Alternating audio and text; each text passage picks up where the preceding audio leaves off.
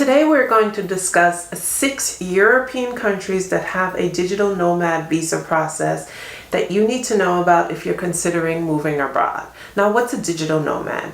A digital nomad essentially is a person who either works as a freelancer, works for a company that does not require him or her to come into the office, or works for a small business. So essentially, this person can live anywhere in the world. And so Europe has opened up, some countries in Europe rather, have opened up digital nomad visa process, inviting Americans to live there once they meet the requirements. Before we get into the requirements, I do want to introduce that if you are considering moving abroad and you are really reticent, don't even know where to begin, then I invite you to sign up for my Move Abroad program.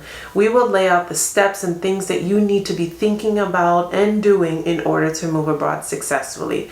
From which countries you should be thinking about applying to. Do those countries even offer a visa process or a residency track? Because there's a lot of countries where their borders are closed and there's no track to emigrate to that country. So you need to be thinking about that. How to find living accommodations, how to get health insurance, international health insurance, because your US health insurance is not going to work in another foreign country. Also, what is the visa process? Do you meet the minimum requirements? As an attorney, I am responsible for going through the forensics of different businesses and individuals that I work with, so I'm able to offer a really comprehensive step-by-step guide for you if you are considering moving abroad and you don't even know where to begin. So sign up, the information is in the description box. Before we get into the particulars, I do want to mention embassy, consulate. You will hear these names interchangeably if you are on the move abroad journey, and you're probably wondering what's the difference. An embassy is the main diplomatic mission of another country located in a host country. They deal with high-level diplomatic relations such as political issues, trade agreements, international cooperation. They are typically led by an ambassador who is the highest ranking diplomat or representative from the sending countries. In comparison, we have the consulate, which is the smaller branch office of the embassy that deals with smaller services for residents and citizens of these sending countries, such as passport things, passport renewals, notarization, smaller services for the people. They don't deal with high level issues. So those are the distinctions. You'll need to know that because you will have to submit documentation to either one of these. So it's good to know what you're dealing with. So Europe is a big destination, specifically the Schengen region, where they specifically have, but the Schengen region specifically has digital nomad visa process for the respective countries. What is the Schengen region? The Schengen region is a group of about 29 countries who have decided to relax border control if you are a resident or citizen of these respective countries. So these are countries that essentially share borders. Italy, Germany, the Nordic countries, Spain, Portugal, Greece. It does not include the UK, Cyprus, and Ireland, of course. And so it essentially allows the residents and citizens of this area to travel freely without requiring additional visas or additional documentation, and allows free trade and free movement of people and goods across this area. So the respective countries in this area, in this region, have digital nomad visa process. One country has a specific digital nomad visa unlike another country. So there's no overarching similarities because they all have their requirements. So they're pretty much allowing American US citizen passport holders to apply to each of their digital nomad visa process. The benefits of the digital nomad process is it allows a US citizen to remain in that country for longer than 90 days, There are less tax restrictions or requirements that a typical resident or a citizen of that country would have to deal with. And also there's less restrictions. The requirements for the digital nomad visa process are less restricted than a typical residency or citizenship application process. So typically it's mostly an income requirement for the digital nomad visa and other particulars, but it's less stringent than, say, a retirement visa or a work visa, work permit that country is offering, or even investment visas. A lot of these countries, I'm sure you may have heard of the golden visa, that require investments of up to 250,000, sometimes 500,000 euros investment in that country in order to become a resident. Many people won't be able to meet that threshold, so the digital nomad is sort of like a work between for people who have substantial income but don't have $250,000 to invest in the country, but like the idea of living there. So again, the requirements of the digital nomad visa: extended stay, you could stay longer than 90 days, lower financial requirements, and you don't have to be retired, a national of the country, or have a lineage connected to the country. It's not vis-a-vis a work visa, and so it's ideal for freelancers, small business owners, or people who earn income from the US, and for that company does not require that that worker actually come into the office. Now, Spain has a really popular digital nomad process because of the ideal of living in Spain, the Mediterranean, the weather, the cost of living, the food, and so a lot of Americans have been considering Spain. The requirements: at least 3 years of professional experience, so you have to show proof of working as a digital nomad or in that industry for the last 3 years. Minimum income is $2,758, which is roughly around $33,361 a year. So roughly around $34,000, you have to show proof that you're earning that. You must show proof of health insurance and have a clean criminal record.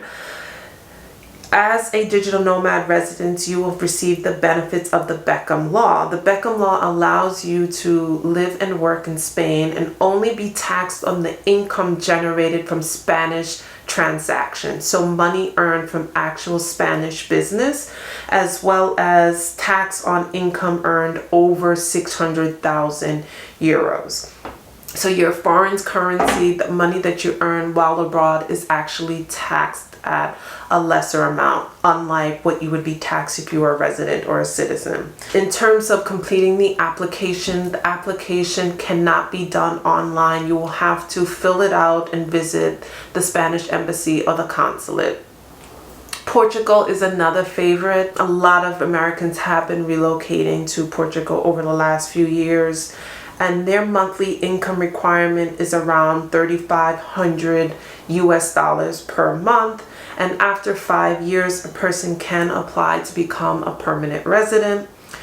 Proof of remote work, either as an employee, freelancer, business owner, proof of health insurance, clean criminal record, bank statement of at least $10,300 a month. The application fee is around $93. Again, you have to complete the application in paper form and then visit the consulate to hand it in with your other documents. Another country that has not been that popular is Estonia. Estonia is a really tech-savvy haven for many people that are into technology.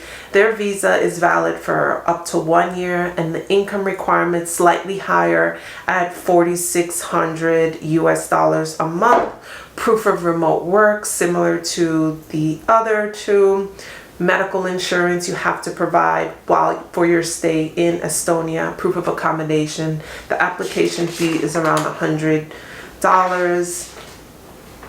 The initial application is completed entirely online and then filled out, sign it, and then you submit the documents to the embassy or the consulate. So you do have to visit in person, make an appointment, and things like that. Each of the respective countries have their own consulate instructions for you to adhere to. Greece, of course, another Mediterranean country. The income requirements are around $36.48 a month US dollars. So their visa allows you stay for up to 2 years. Proof of accommodation, private health insurance is also a requirement for your application. Please keep in mind that after 6 months in Greece, you may be subject to local taxes if your annual income exceeds 12,000 euros per month. You have to submit the application online as well, as most of them require. Now, Malta, which is off the beaten track, located between Sicily and North Africa, their requirement is $36.48 per month, monthly US income. And so you can actually complete the Malta Digital Nomad Visa entirely online. So you don't have to go to an embassy or consulate. Now, Italy, of course, I will mention Italy. As many of you know, I recently purchased a property there. So I've been really tuning into their visa process and their requirements. So they have a digital nomad visa that requires the same requirements as the others in terms of proof of income, proof minimum annual income of about 29,191 US dollars, proof of remote work, proof of health insurance, and proof of accommodations. So as you can see, the overall requirements of these countries are similar in terms of the applications, which all of the consulate and embassy websites have available for you online. You won't have to take a trip down to the consulate to physically pick up a paper copy. Valid passport, proof of the stable monthly income, health insurance that will cover you in the host country, proof of accommodations, or a lease agreement. Many of these visas will not allow for AIRB stays to be sufficient, so please keep that in mind. You actually will have to have a lease agreement, a clean criminal record, and then the documentation of you working remotely.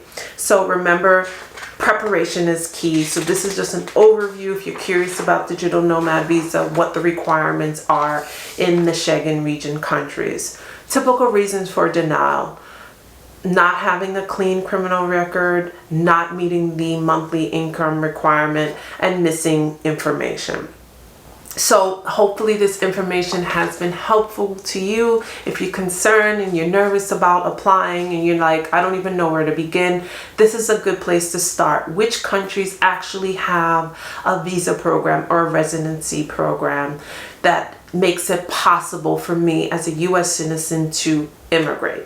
That's a good place to start, which is why I did this video. Please let me know if you have any questions or if you want me to do a specific country and break it down for you. Leave that in the comment section. And also, I will mention again my Move Abroad program called Cover the Basics, which is allowing you the step-by-step guide as what you need to be thinking about regarding moving abroad. If you're really anxious, I implore you to think about joining a course so you can have that support and you know what's expected of you week to week, month to month, so that you could be meeting that benchmark of eventually moving abroad. Links will be in the description box, and I will see you soon. Bye-bye.